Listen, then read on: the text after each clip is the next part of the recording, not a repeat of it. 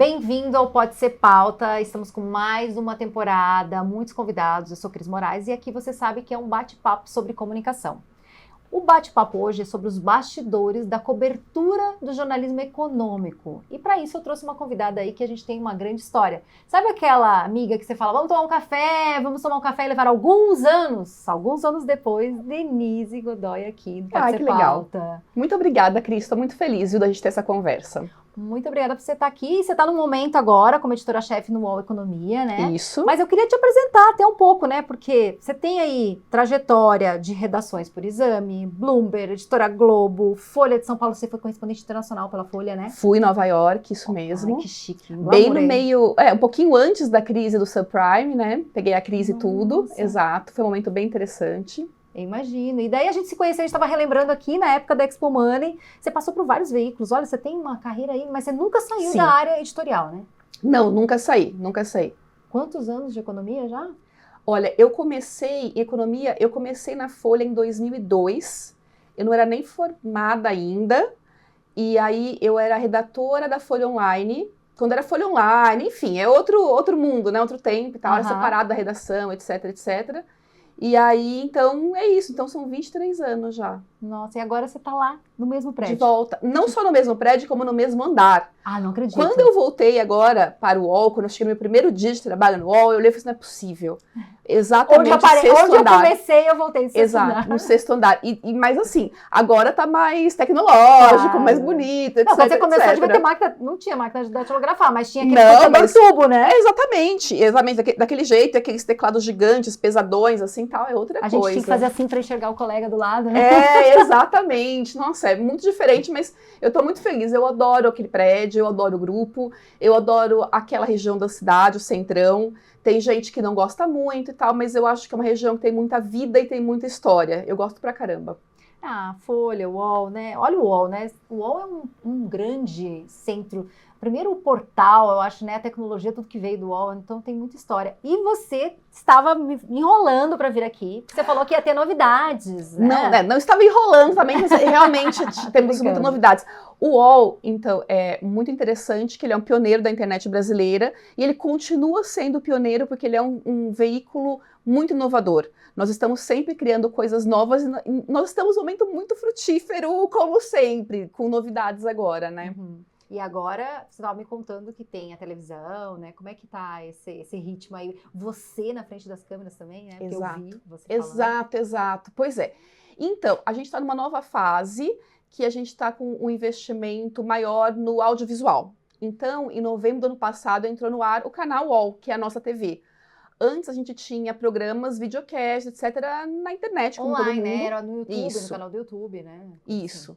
Mas aí em novembro nós estreamos o nosso próprio canal de TV. Então está sendo um momento bem frutífero de criação de muitos programas e, enfim, projetos, etc. A gente também tem um estúdio próprio, grandão, são vários estúdios, né, no mesmo andar, assim, para os nossos vários programas. Então é um grande aprendizado. Como eu estava te falando antes o UOL Economia tinha um programa quinzenal, e agora nós temos 4, inclusive um diário todas as manhãs. Então tá sendo bastante trabalho, mas é muito divertido. Eu acho uma excelente notícia, falei para ela. Então, já é boa notícia para os assessores de imprensa, né? Então, no Matutino todas as manhãs tem um convidado. Olha aí, ó, de economia. Eu agora não tô com cliente de economia, mas eu sou apaixonada. Desde a época da Expo Money, né? Eu gosto muito do mercado mas você tem financeiro. empresas.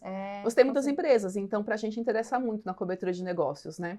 E como que você assumiu esse desafio, assim? Você estava, né? Acho que você estava fazendo freelas, acho que a gente conversou, você estava na época, tudo, né? E como chegou esse desafio nesse momento? Você está fazendo mais a gestão? Como é que é? Conta um pouco. Então, eu fiquei... na pandemia eu estava na Exame, na revista. Aí depois eu fui trabalhar num projeto da Editora Globo, que tinha o patrocínio do Itaú, que era um portal chamado Inteligência Financeira. Houve uma mudança desse projeto, ele saiu da Editora Globo para ser só da empresa patrocinadora, aí eu saí. E aí eu passei algum tempo pensando no que eu ia fazer, eu fiz contribuições para algumas publicações que eu admiro, que eu gosto, como a Piauí, por exemplo. E aí, em novembro de 2023, novembro de 2023, o UOL me procurou, havia uma... Era novos projetos ainda que você estava tocando, né, do UOL, não era? Não era. Foi pro UOL Economia Economia mesmo. mesmo. Foi pro UOL Economia mesmo, isso. Novembro de 23. E aí era isso, era para chefiar a cobertura de economia.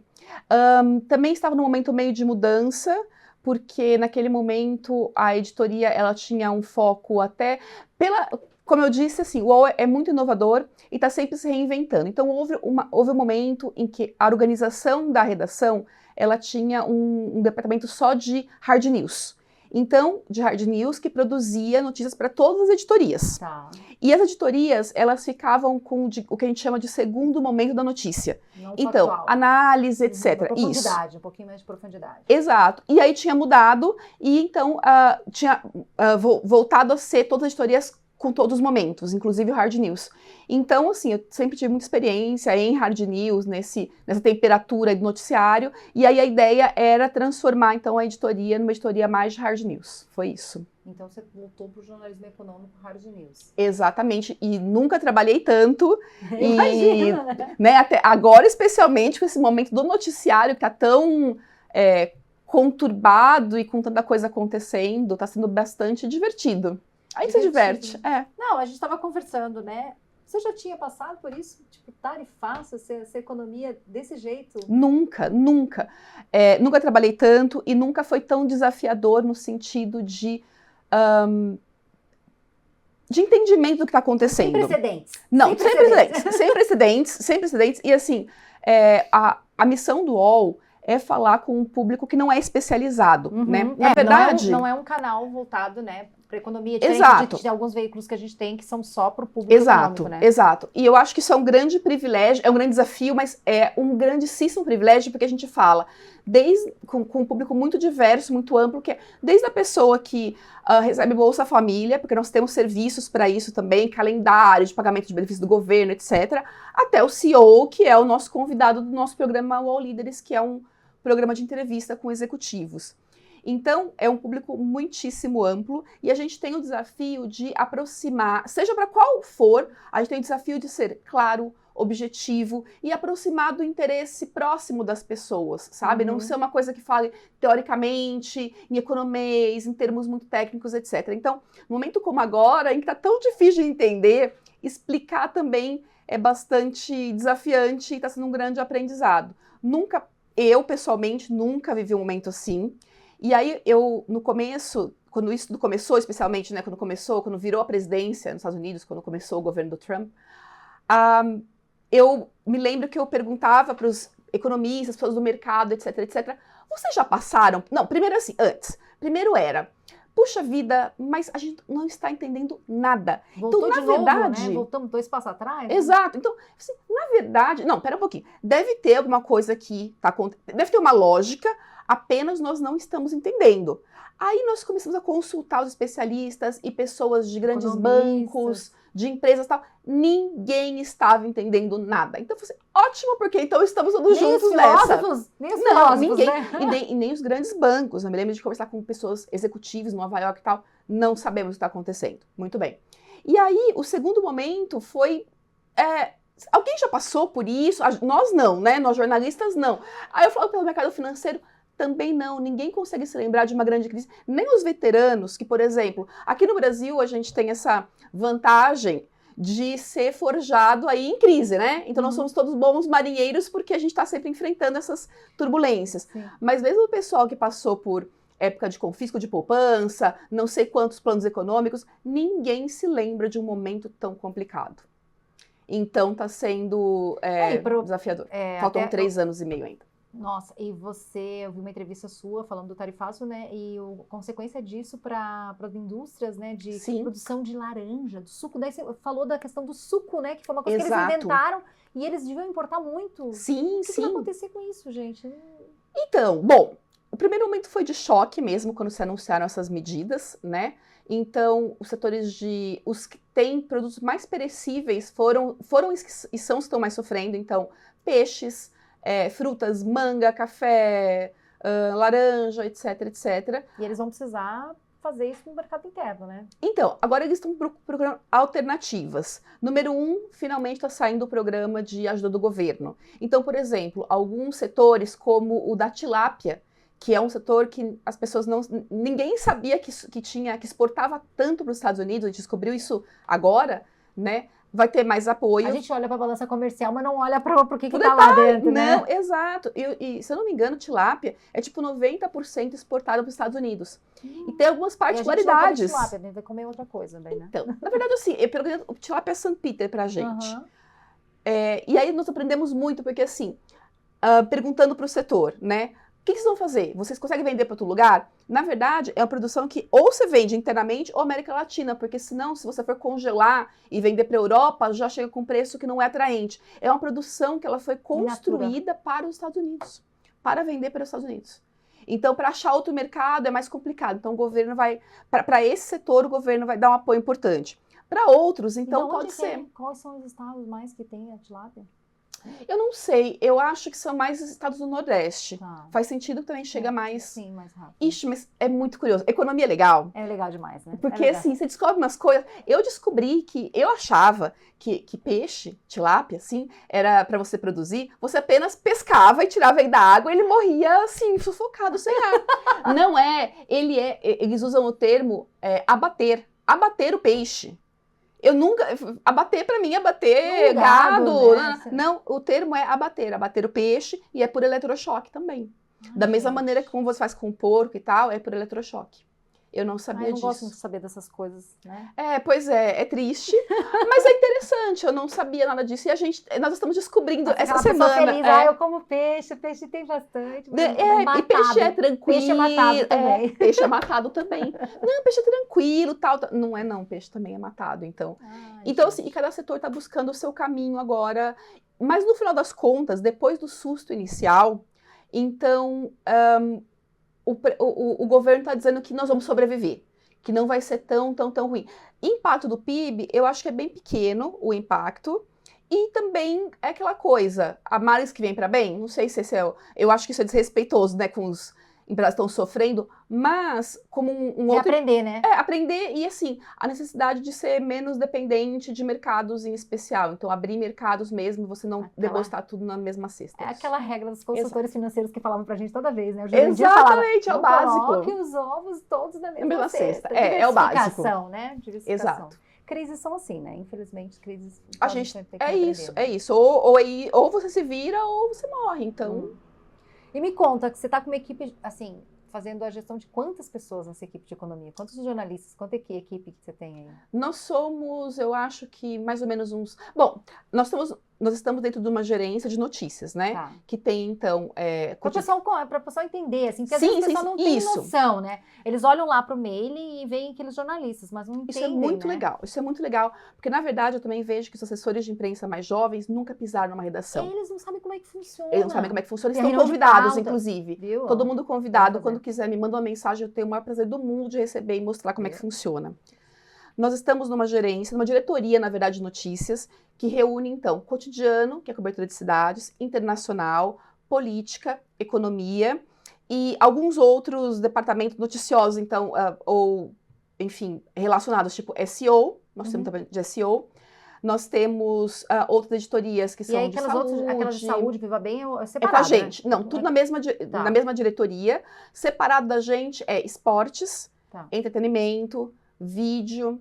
Mas com a gente também tá o núcleo de reportagens especiais, investigativas. Eles mudaram, né, também, porque tinha o Universa, né? O Universo também é outro departamento, isso. Porque a saúde ficou tudo dentro do Universo uma época, né? Agora tá separado de novo. Isso, saúde. É difícil de a gente entender, né? Eu falo assim, porque...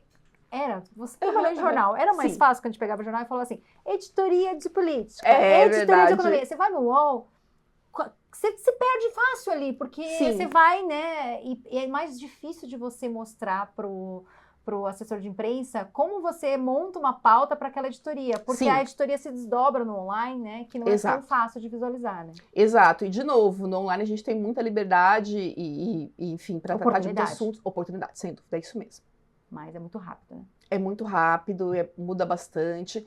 E assim, uma coisa que eu... E daí você, no teu time só de economia, os repórteres escrevem para todos? Nós escrevemos para todos, não, para economia apenas. Tá. Isso. E assim, nós não temos também setoristas. Tá. Por exemplo, como existe numa agência de notícias especializadíssima, que tem O até... Estadão, né? Isso. Estadão, né? Tem Tem petróleo, né? Tem não sei o quê. cadeia do plástico. Eu tinha uma amiga, muito tempo atrás, que era setorista de cadeia do plástico. A gente não tem. A gente tem temas mais amplos, né? Macroeconomia, isso. né? Macro, negócios, aquela junção entre economia e governo, que são coisas de legislação, de orçamento, programas do governo. Programa de público-privado. Isso mesmo, isso mesmo. E mercado financeiro, investimentos. E o tamanho hoje, equipe de quantas pessoas? Em economia nós somos uns 10, mais ou menos. Tá. Mas nós temos também uma equipe muito grande de colunistas, né? Sim. Tanto de opinião quanto colunistas repórteres que fazem apuração. E nós temos colaboradores freelancers também. Sim, bastante. Que fazem projetos, etc. Nós temos muitos projetos temáticos que saem um pouco do dia a dia mesmo do noticiário, que são freelancers. Então a gente administra tudo isso. E você nem escreve mais, né? Me faz muitíssima falta. Eu sinto muita porque hoje eu falta. entrevistei um outro ele falou, eu sou editor, eu não sou editor coisa nenhuma, eu sou repórter. Eu gosto de escrever. Eu adoro escrever também. Eu acho que eu sou, modéstia à parte, uma ótima repórter. Mas, sim, é difícil ter tempo de escrever. Mas eu também acho muito legal passar para frente o que os meus chefes tiveram a generosidade de me ensinar a vida inteira para ser uma boa repórter. Então, eu me realizo muito. Ajudando os outros. Sim, discutindo e formando novos profissionais, formando bons repórteres. Então, isso também é muitíssimo divertido, é muito prazeroso. Você acha que o repórter, assim, né, você que já passou por tantas experiências, ele aprende a ser repórter ou ele vem ser repórter? Porque eu acho que o repórter, ele tem que ter a curiosidade, tem várias características, né? Que é muito parecido com o assessor de imprensa. O pessoal fala, assessor de imprensa e jornalista é totalmente diferente. Não, discordo também. Sabe? Porque Sim, o bom assessor de imprensa, ele é um bom repórter. Mas sem dúvida nenhuma, você precisa entrar na empresa do seu cliente, enfim, entender o negócio, fazer todas as perguntas. E descobrir, né, o que tem de notícia ali. É. E eu valorizo muito o trabalho do assessor de imprensa, porque é isso. Eu não tenho o acesso a entrar na empresa X, etc, etc. Eu vou conseguir saber das histórias se o assessor me contar, então eu sou muitíssimo grata. Viu? Sim, mas é sempre, claro que sim, claro que sim. Não, e sabe que eu vou contar agora, né? Diga. Você lembra que uma vez eu tava fazendo um lançamento de um aplicativo de relacionamento? Menina! Não, essa história é ótima. Vou contar. Né? Pode contar. Eu fiz um lançamento. Ela me deu uma assinatura do aplicativo, é verdade, eu usei durante muito tempo. Eu sei. Porque tem várias histórias, várias amigas minhas. Eu atendi aqui, não é mais meu cliente, mas eu atendi o Inner Circle. E aí eu convidava jornalistas, assim, né? Mandava assinatura, sim. Várias amigas minhas e tal, né? E daí eu lembro que eu fiz o lançamento, veio o europeu veio, ele era de Amsterdã, né? Holandês. Isso mesmo. Veio, e daí eu fiz uma batida de várias entrevistas. E você me ligou e falou, Cris, tá saindo em tudo que é lugar, eu também quero fazer. Exatamente. Eu tava na Exame nessa época. E aí, enfim, era um momento super legal pro aplicativo e tudo, enfim. Isso que a gente tinha saído em marketing com a Carol, na Exame, que era a Carol. E daí você falou, não, eu quero falar sobre... De negócio. Negócios. Exatamente. Muito legal. E daí eu convenci você a fazer teu perfil. Sim, porque assim, também, na verdade, a gente testa tudo, né? Claro. Tudo que a gente escreve, a gente testa, os produtos, etc. Não tem como eu falar sobre um produto sem testar. E aí, eu nunca tinha usado, e aí eu pedi, e aí você me deu uma assinatura, eu usei durante muito tempo, foi muito legal. Foi muito bacana, sim. A gente conhece pessoas interessantes também, né? Sim, conheci muitas pessoas interessantes, sim, foi bem legal, foi bem bacana. Um dia eu vou contar essa história, hein, Denise? Não, pode contar, é muito legal. Eu tenho muito orgulho de todas as matérias que eu faço, enfim, testar os produtos e conhecer a fundo mesmo a empresa, o negócio, etc. É muito legal. Essa história é muito boa, isso foi muito divertido, foi muito divertido mesmo. Vamos voltar, daí a gente teve a pandemia também, né? Então Sim. a gente não tinha como sair, né? Então, não. assim, para você conhecer pessoas, tinha que ter toda uma segurança, era todo, né, complexo. Mudou muito a nossa vida, né? Em vários sentidos. Você foi pro interior uma época, né? Depois você voltou para São Paulo, né? No comecinho da pandemia mesmo, acho que foi abril, maio de 2020, eu me lembro até que existia aquele medo de que haveria um lockdown na cidade de São Paulo, no estado de São Paulo. Meus pais moram no interior, onde eu nasci, que é uma cidade chamada Pirassununga. São 200 quilômetros de São Paulo, mais ou menos. E ficamos naquela, vão ficar meus pais já de idade sozinho. E eu tava todo mundo em home office, né? Falei assim, vamos. E eu me lembro do momento em que eu fechei a porta do meu apartamento, eu olhei assim e falei assim, como será que vai ser essa volta? Quando a gente voltar, será que vai estar tudo igual? Será que minha família vai estar Eu igual. imaginava um cenário de ensaios da cegueira, sabe? Sim! Não, mas claro, eu pensava nisso também. Eu pensava nisso. Eu falei, meu Deus, gostaria de não ter lido esse livro. Exatamente, eu pensava a mesma coisa. Assim, será que eu vou voltar para esse apartamento? E quando eu voltar, será que minha família vai estar... Graças a Deus, ninguém da minha família pegou Covid, em nenhum momento. Ninguém pegou, simplesmente. Bom, graças a Deus. Mas tinha essa dúvida. Então, eu fui mesmo para Pirassununga e eu fiquei lá uns bons 2 anos. No começo, o tempo inteiro. Eu me lembro que tinha semanas que a gente nem saía de casa por conta da situação toda, mas depois veio a vacina e tudo. E aí, no começo de 23, eu voltei para São Paulo, quando o meu trabalho estava também voltando a ser presencial. Nessa época, eu estava na inteligência financeira, que era uma joint venture, era um produto da Globo, patrocinado pelo Itaú. Então, aí voltamos para trabalhar na editora Globo. E daí, você já estava morando em São Paulo, quando surgiu o UOL. Exatamente. Isso mesmo. Já estava em São Paulo normalmente, E hoje, assim, você comentou comigo que vocês voltaram 100%, né? Sim, voltamos. O UOL voltou já, eu não sei, eu não estava lá quando voltou, quer dizer, então faz bastante tempo mesmo. E sim, estamos 100% presencial. Agora até o plantão é presencial. Até o plantão é presencial. Por vários motivos. Primeiro, principalmente, porque funciona melhor. Eu, pessoalmente, Denise, eu não gosto de trabalhar de casa. Eu me sinto muito sozinha. Eu não gosto, né? E eu tô... Me perdoe, mas eu também. Eu me sinto sozinha e eu fico muito cansada de ficar falando tudo que eu preciso falar em mensagem. É tão mais fácil você virar para o lado e falar assim, falar com uma pessoa, né? Olha, vamos aqui, troca ideia e tal. Então, assim, ampliando mas é difícil isso... os jovens aceitarem isso, né? É bem difícil, mas você sabe que, bom, enfim... ninguém se demitiu por causa disso. Não, ninguém se demitiu por causa disso. Funciona melhor pro noticiário, não tem a menor dúvida. Numa ocasião em que tá a notícia quente, é muito mais fácil. Nós estamos na nossa equipe aqui, todos os repórteres, etc., os gerentes, editores e tal, bem na nossa frente, já fica a política, que a gente troca muita ideia. É muito mais fácil você levantar e gritar e falar uma coisa. Não tem. Não se compara, não se compara.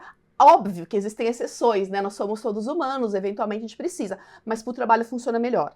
Então eu acho que todo mundo reconhece isso, sabe? Mesmo a flexibilidade do home office é interessante, etc, etc, mas eu acho que todo mundo reconhece que o resultado do trabalho é melhor. E a gente tem um ambiente muito legal, as equipes, o ambiente no UOL é super legal, as pessoas são bacanas. Vou lá tomar um café lá. Quando você quiser. Então, assim... eu adoro visitar a redação. Quando você quiser, venha, porque vai ser muito divertido, é um lugar muito, muito bacana e as pessoas são muito legais também. Então, tem isso, a gente se esforça para ser um ambiente saudável para as pessoas, a gente tem muito respeito por horário, porque é um trabalho pesado, né? Então, eu acho que o resultado final, enfim... Estamos aí, todo mundo presencial, eu acho que ninguém... Mas você tá fazendo que horário esse presencial aí, você? Então, chefe, eu vou te contar, é diferente. Assim, e eu sou meio viciada em notícia. Mas, isso é uma coisa hereditária. Os meus pais lá em Pirassununga, eles começam a ver noticiário na televisão às 7 da manhã, e eles vão rodando todos os canais até a noite. Então, eles assistem todos os jornais, todos. Você foi treinada para isso. Isso, e eles sempre gostaram muito de jornal, eles assinavam o jornal desde que eu era criança e tudo. Então, assim, eu sou viciada em notícia.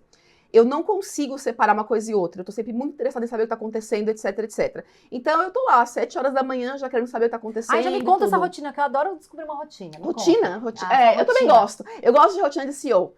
De executiva, etc e tal. Me conta essa rotina de editora do UOL. Mas executivos têm que falar a verdade no seguinte sentido, eles têm que falar com coisas auxiliares, eles têm. Porque às vezes ele dá conta e enfim. Olha, eu começo umas 7 horas da manhã. Às 7 horas já, né? Pois é, exatamente. Então, é isso. Eu acordo umas 7 horas assim e eu já vou ver o que está acontecendo. O que você lê?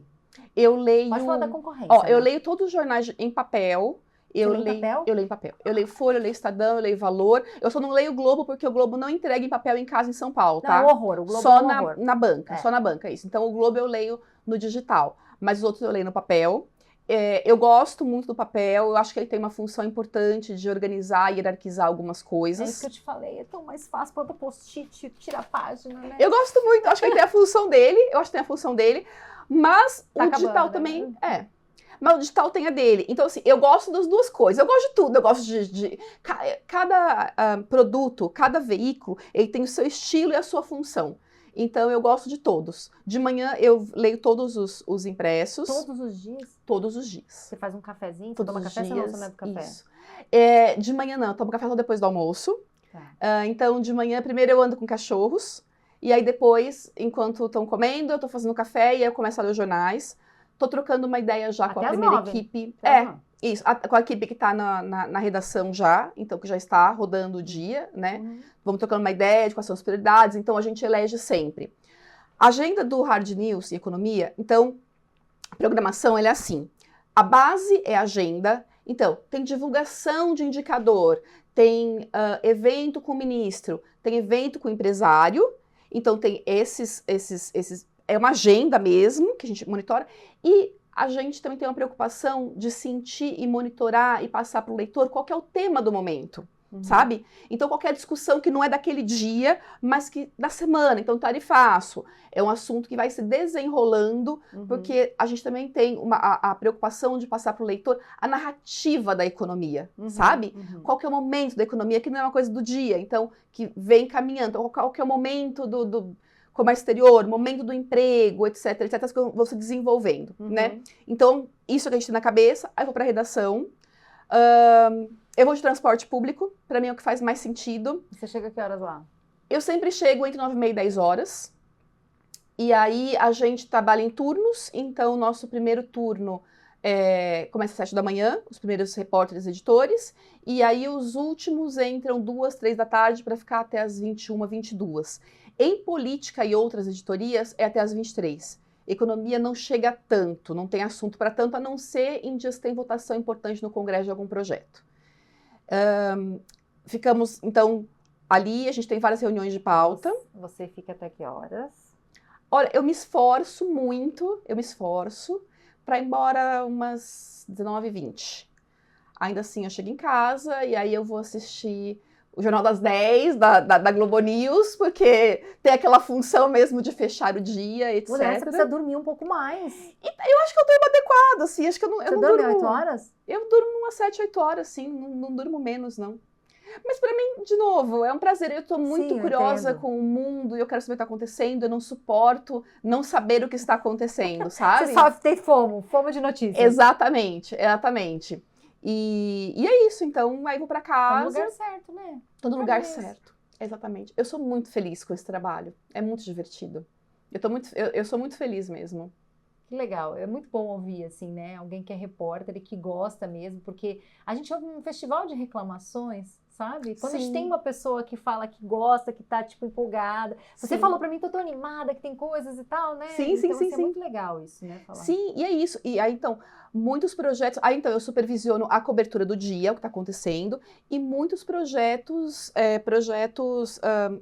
de outros produtos, né? Então, por exemplo, os programas em vídeo.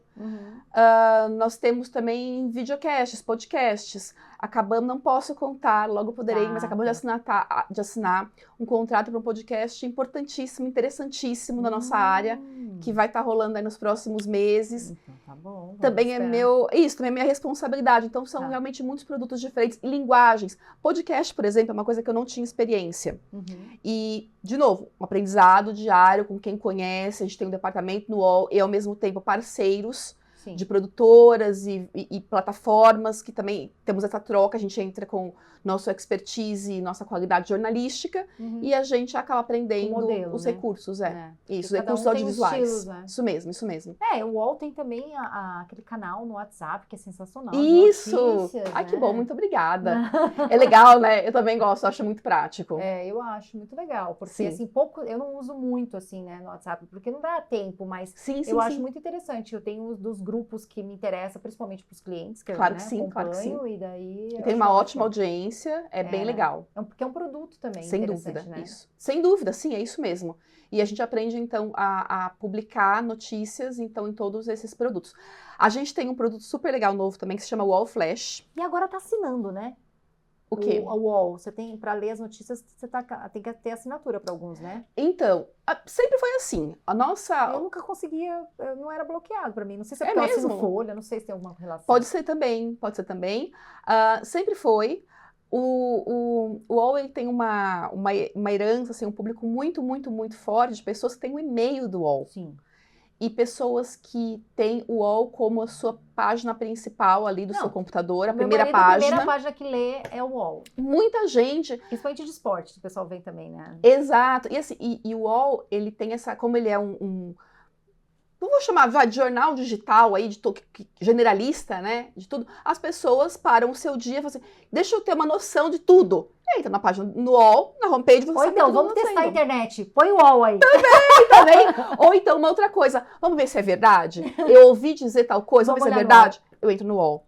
Alguns casos, a gente consegue detectar isso, assim, pela a gente acompanha a audiência segundo a segundo, aí a gente vê alguns picos, e são em momentos específicos, fake news. Que alguma notícia importante está se espalhando, e as pessoas querem saber se é verdade. E para saber se é verdade, elas vão no UOL. Isso é uma grande responsabilidade, é uma honra, assim, sabe? Você ter esse papel, especialmente num tempo em que nós estamos todos lutando contra fake news e só vai piorar, né? Sim, com certeza. E aí, dentro disso, eu queria... Você lembra de alguma história tua de grande cobertura, assim, ou alguma grande reportagem que te impactou, assim, quando você foi repórter? Nossa, olha, todas as reportagens são importantes para mim, assim, sabe? Eu me envolvo de alguma maneira. Em Nova York, era interessante porque não era só economia, então você fazia um pouco de tudo. Mas você olhava para o Brasil ou você cobriu o internacional? Eu cobria Estados Unidos. Tá. Então, por exemplo, eu fazia matérias sobre basquete, campeonato de basquete, então, às vezes com foco em Brasil, então era a época que o Anderson Varejão estava no auge lá, e eu lembro que eu fui cobrir as finais lá do basquete. Eu cobria música também, eu fui fazer os 35 anos da morte do Elvis em Memphis. Às vezes eu cobria algum brasileiro que se encrencava com a polícia, tentando entrar lá. Eu cobri o caso dos bispos Hernandes lá, que tentaram entrar com dinheiro na Bíblia, fiz o julgamento deles. Internacional faz tudo, né? Faz tudo. Um geralzão, né? Quase um buraco, né? Sim, e na verdade, economia é tudo.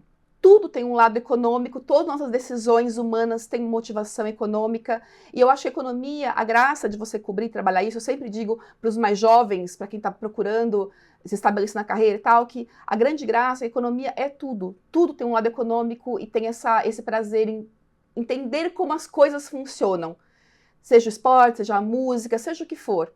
Então, eu acho que uma cobertura muito rica. No final da minha temporada, então, eu fui cobrir as famílias de brasileiros que estavam sendo afetadas pela crise imobiliária lá, né? Então, que estavam subprime e estavam saindo lá, fugindo, deixando tudo que eles haviam construído uma vida inteira, simplesmente largando tudo e voltando para o Brasil. Eu acho que esse foi um momento bem, bem marcante, assim, para mim. Essas histórias, né, de pessoas sempre impactam, né? Sim, demais, demais, demais, de famílias, eu me lembro uma família que tinha uma criança autista, né, e aí lá tinha todo o tratamento de graça, muito avançado, e aí eles largaram tudo, enfim. Então, acho que toda cobertura é especial, eu valorizo muito, assim, todas as histórias que me contaram, eu vou tratar todas como as mais importantes, porque elas são mesmo, o lado humano, assim, todas são importantes. E como que é para você o relacionamento? Eu sei o meu, né, com você, mas assim, como é o teu relacionamento com os assessores de imprensa? Como que você vê o mercado, né? Você falou um pouquinho antes que é muito importante, né? Sim, sem dúvida. Sempre valorizei muito. Eu acho que nós estamos num momento único. Eu acho que nunca essa relação foi tão discutida. Não é mesmo, Concorda? Né? Concordo. Nunca se discutiu tanto essa relação. É porque não tem empatia com o jornalista, daí o jornalista também... Mas o jornalista, quando precisa de uma notícia, ele manda no horário que ele precisa. Não é uma questão... É uma questão mais de entender mesmo, se colocar no lugar do outro. Esse que é o problema, né? Exatamente. Eu acho que... Primeiro, eu acho essa conversa muito saudável. Muito saudável, porque nós queremos todos trabalhar da melhor maneira possível. Juntos, eu acho que o trabalho da assessoria de imprensa é essencial, primordial, não tem como ficar sem essa parceria. Então, eu acho que a gente tem que encontrar maneiras que funcionem bem. Eu acho que os atritos acontecem quando... No meu caso, assim, eu acho que os momentos de mais desgaste ou de desentendimento é quando chegam coisas para mim que não são da minha área, sabe? Todo mundo, eu, você, todos os profissionais de todas as áreas estão mega sobrecarregados. O WhatsApp é um culpado por isso, muito. Muito. Por mais que seja prático, amamos, não vivemos sem, etc, etc. Mas o e-mail é bem melhor. E o WhatsApp, ele tem essa coisa de urgência. Então, tudo que cai ali, mesmo que não seja urgente, ele ganha uma conotação de urgência. Ele bate na gente, e a gente não sabe o que fazer, né? Parece uma batata quente na mão, né? Pra quem eu vou passar? Pra quem eu vou passar? Exato. É isso mesmo. Tirar da frente. Mas tem coisas que não são urgentes. Então, assim, eu acho que, às vezes, as cobranças... e não é só assessor de imprensa jornalista. É tipo, sei lá, às vezes até familiares nossos. Eu me lembro, quando eu morava em Nova York, não tinha... Eu cobri o lançamento do iPhone. Quando lançaram o iPhone, eu estava na loja, na fila, eu escrevi a primeira matéria sobre iPhone para a Folha de São Paulo. E naquela época, eu lembro que eu ligava para minha casa, tinha um telefone fixo em casa ali, né? Eu falava com a minha mãe uma vez por semana. Agora, hoje em dia, se ela me manda uma mensagem de manhã e eu não respondo no almoço, nossa senhora, entendeu? Você morreu, né? Isso cria essa noção de urgência. A gente tá vivendo nessa coisa. Minha mãe também, ela nunca responde. Sim, porque... Não é nunca! Tô trabalhando! Exatamente, não é nunca responde. A gente responde quando dá, enfim. Então, isso eu acho que é uma coisa... Mas, de novo, não é privilégio de jornalista, nem dessa relação. Acho que todas as relações estão pressionadas por esse sentimento de urgência meio falso, que não é sempre que é uma urgência, aliás, é raro que seja uma urgência. E eu gostaria que a gente tivesse mais precisão na troca de... Que chegassem a nós as mensagens que fazem sentido mesmo para o meu veículo, Uma curadoria etc. adequada. É isso. Eu penso em como eu posso contribuir, sabe? Então, por exemplo, já chegamos a criar um pequeno...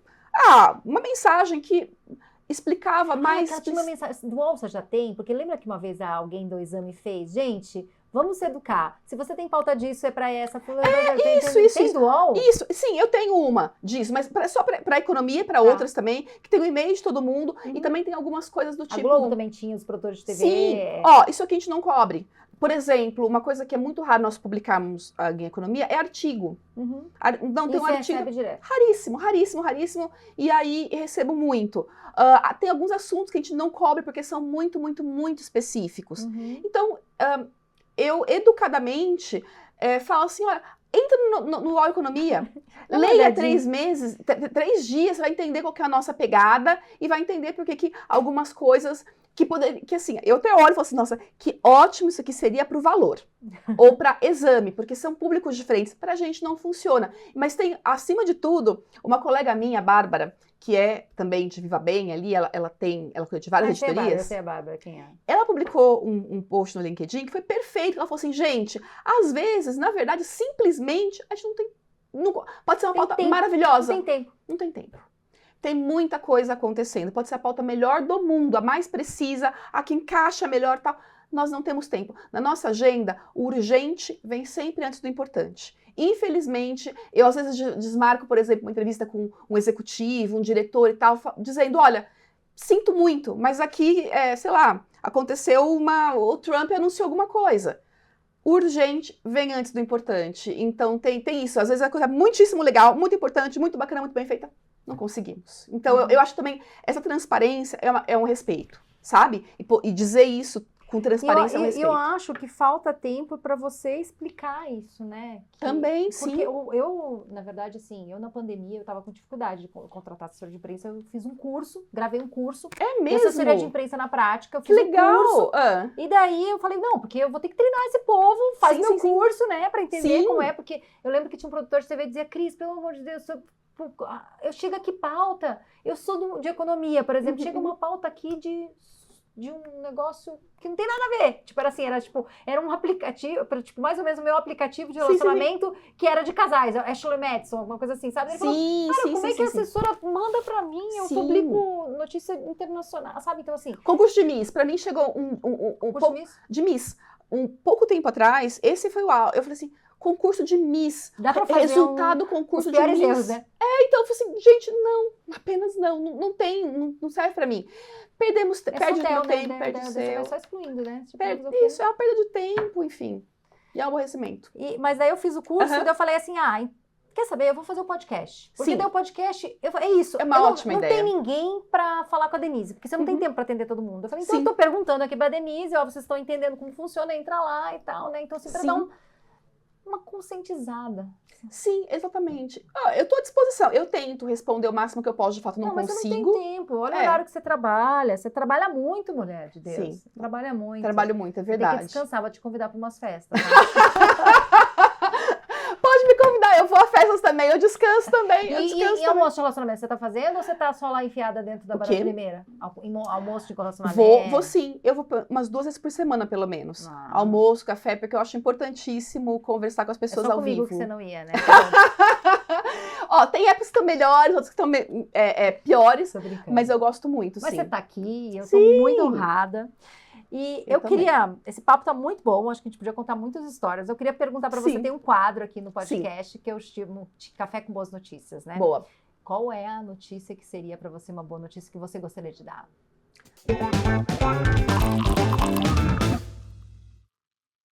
Nossa, em economia? A notícia que você quiser, que seria assim, falar assim, nossa, eu queria dar essa manchete. Meu Deus, que difícil. Peraí, deixa eu pensar. Elabora aí. Uma notícia que eu gostaria de dar.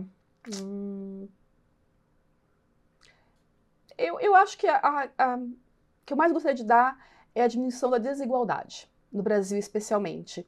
Eu acho que nós somos um país muitíssimo rico, muitíssimo com muitas oportunidades, mas que ainda estão nas mãos de poucos. E nas minhas andanças, de todos os jeitos, eu conheço tanta gente incrível que poderia ser ainda mais incrível se tivesse as oportunidades que nós temos, vamos falar a verdade, que nós temos, nós somos privilegiados, etc, etc. Então, assim, eu queria dar a notícia de que todo mundo tem acesso às mesmas oportunidades de educação. Estamos no mesmo lugar de saída, largada, né? No mesmo ponto de largada. Aí vamos ver quem que se sai melhor. E assim, eu penso, às vezes eu fico pensando, quantos talentos a gente desperdiça? Uma pessoa que poderia descobrir a cura do câncer, ou então... uma matéria super legal que a gente publicou no UOL Economia faz umas 2 semanas, é de uma pessoa, de um rapaz, que ele chegou a morar na rua com a família dele, na Grande São Paulo, e hoje, São Bernardo, se eu não me engano, e hoje ele é uma referência em inteligência artificial no mundo. Ele criou várias empresas, e ele é apontado nas premiações e revistas do gênero internacionais como uma das maiores autoridades. Então, assim, sabe? Puxa vida, se mais gente, se mais garotos e garotas tivessem a chance... Ele nem teve, tá? Ele não teve, enfim, ele teve o caminho dele, mas se todo mundo tivesse essa chance, quanto a gente estaria progredindo como humanidade? Então, eu acho que é isso. Eu acho que eu gostaria muito de dar essa notícia. Ai, que bom, que bom. Denise, muito, muito obrigada. Obrigada, passou rápido. Passou rápido.